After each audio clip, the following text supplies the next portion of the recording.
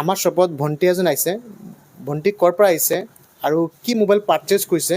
আৰু ইয়াত আহি কেনেকৈ লাগিছে ভণ্টিৰ পৰা জানিব বিচাৰিম মই ইয়াৰ পৰা আইফোন 16 লৈছোঁ আৰু লগতে এডাপ্টাৰ ফ্ৰী পাইছোঁ আৰু লগতে ইলেক্ট্ৰিক কেটলিটো গিফ্টত পাইছোঁ আইফোনটো লৈ কিনি ভাল লাগিছে আৰু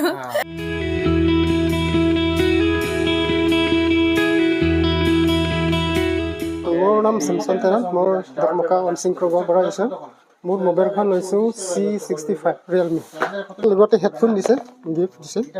ভাইটিয়ে পাৰচেজ কৰিছে চেমচাং A35 ইয়াত আহি কেনেকৈ লাগিছে আৰু ৰেটটো কেনেকৈ পাইছে ভাইটিৰ পৰা জানিব বিচাৰিম RD এণ্টাৰপ্ৰাইজত আহি বহুতে ভাল লাগিছে ইয়াতে আমি অফাৰ চলি আছে বুলি সেইকাৰণে আহিলোঁ তাৰপিছতে ভাল দামত আমি মোবাইল এটা পাইছোঁ তাৰপিছতে দাদাই আমাৰ কাৰণে কিবা গিফ্ট কেইটাও দিছে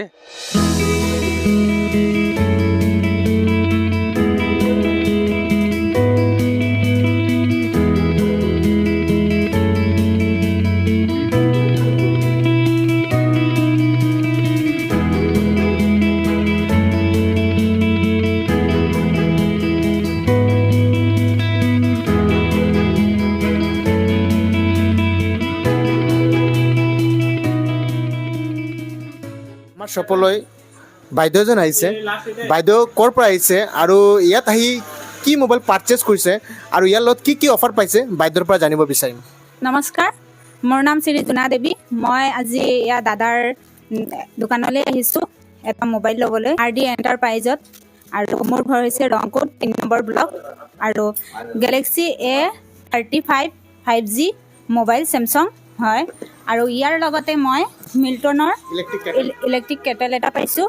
আৰু এডপ্টাৰ এটা পাইছোঁ বাইদেৱে পাৰচেজ কৰিছে ৰেডমি পেড প্ৰ' আৰু বাইদেউ ইয়াত আহি পিনে কেনেকৈ লাগিছে আৰু বাইদেউ এটা গিফ্ট পাইছে বাইদেউটো গিফ্ট পাইছে ইলেক্ট্ৰিক কেটেল গিফ্টটো পাই কেনেকৈ লাগিছে বাইদেউৰ পৰা জানিব বিচাৰিম তোমালোকৰ শ্ব'ৰুমত আহি ভালেই লাগিলে বহুত ভাল লাগিছে বহুত আনন্দিত হৈছোঁ ভাল লাগিছে আৰু থেংক ইউ তাৰ বাবে